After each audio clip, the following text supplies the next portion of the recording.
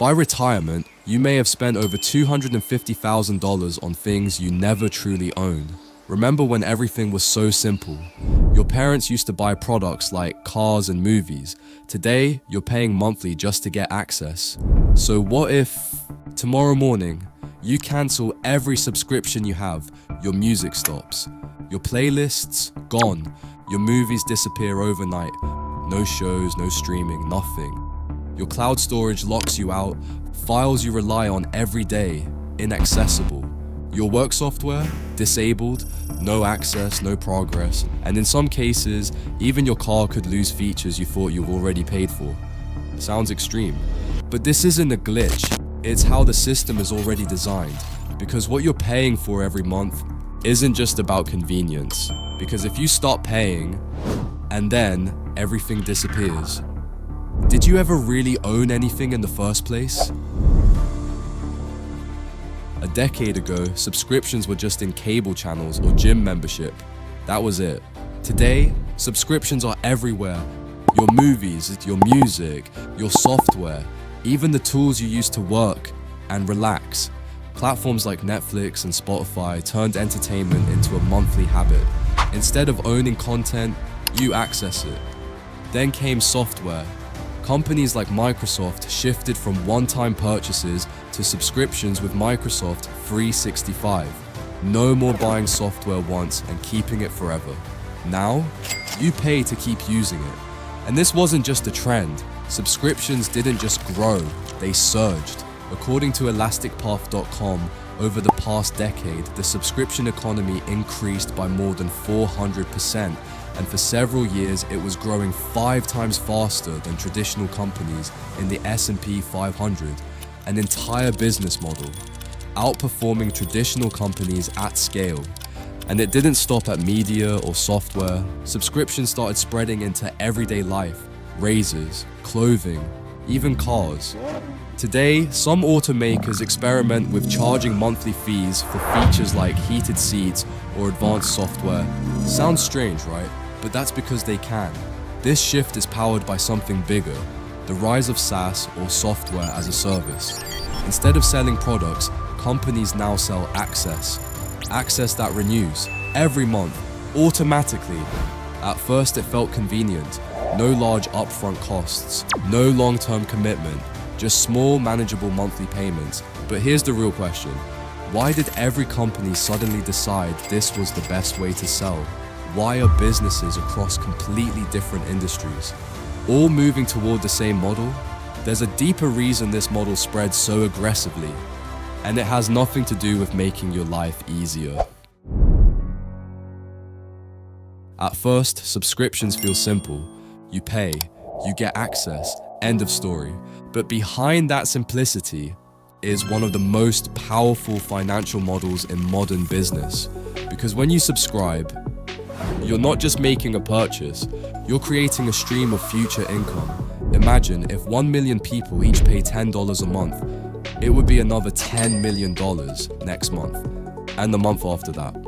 Traditional businesses live transaction to transaction, but subscription businesses, it's a predictable stream. Because now, companies can forecast the future, and here's something to think about. If you knew exactly how much money you'd make next year, how differently would you plan your life? That's the advantage subscriptions give to companies. Instead of asking, how much did we earn from this customer today? Companies now ask, how much will this customer generate over time? Each $10 from a single subscriber might be worth $500, $1,000 over several years. And suddenly customers become long-term revenue streams. Now here's where it gets even more interesting. Investors don't just look at how much money a company makes today. The reason why companies like Netflix or Spotify are so attractive to investors, because their revenue doesn't reset every month, it stacks.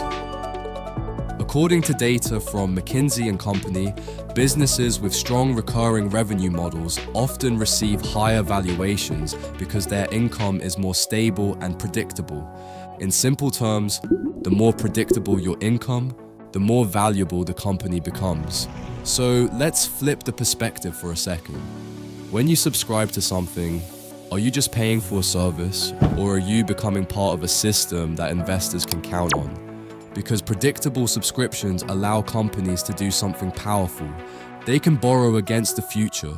They can invest more aggressively, expand faster, take bigger risks, all based on the assumption that you'll keep paying, which most of the time you do. When was the last time you reviewed all your subscriptions? Exactly. Products become services, ownership becomes access, and customers become recurring revenue. But this raises a deeper question. If companies depend on you continuing to pay, what happens when you try to stop?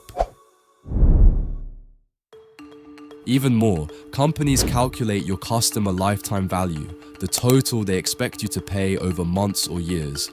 Every renewal, every upgrade, every add-on increases that number. Investors love this. Predictable income is the closest thing to guaranteed profit. Your monthly payments can be projected, securitized, even borrowed against, just like a bond. This goes beyond software and streaming. Subscriptions are now in cars, groceries, and household products. Your predictable payments shape business decisions, investment strategies, and even product design. Do you think you're buying convenience, or you're just unknowingly part of a financial machine, turning your money into an asset? It's a subtle shift, but one already reshaping how companies, investors, and markets think about revenue. So the next time you hit subscribe, pause for a second, because you might not just be buying a service, you might be becoming the product. Companies design their systems to keep you paying.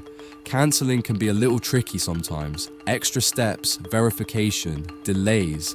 That's not a bug, it's a feature. Gyms, yoga studios, and classes thrive on free trials because they turn hesitation into habit. Once people try it, they fit it into their routine and get used to it. By the time the trial ends, many sign up. Not always because they love it, but because it has become a part of their life. What do you think about bundle subscriptions? One service becomes 3 or 5. Each add-on increases your bill and reduces your reason to cancel. Automatic renewal charges your card every month. Predictable revenue for companies, subtle control over your money. If your monthly payment is one of the company's most valuable assets, do you think they want it easy to leave, or hard enough that it becomes part of a financial system? The subscription economy isn't slowing down, it's evolving. Today, cars, smart home devices, even AI tools are being offered on a subscription basis. Need a car for the week? Subscribe. Want the latest smart thermostat or doorbell? Subscribe. Advanced AI software to help your work or business? Subscribe.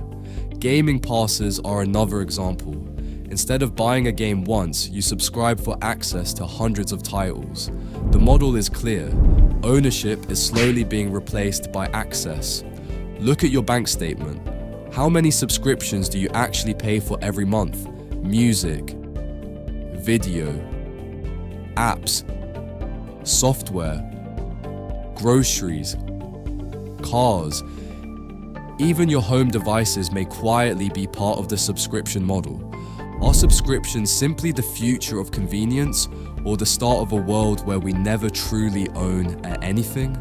As this economy grows, it's not just about access, it's about shaping the future of spending, ownership, and even financial systems.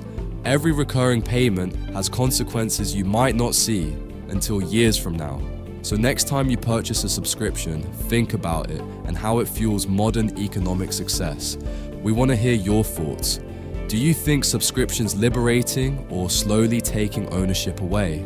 Drop a comment, hit like, and subscribe to Core Axis for more stories about the hidden forces shaping our money and our world.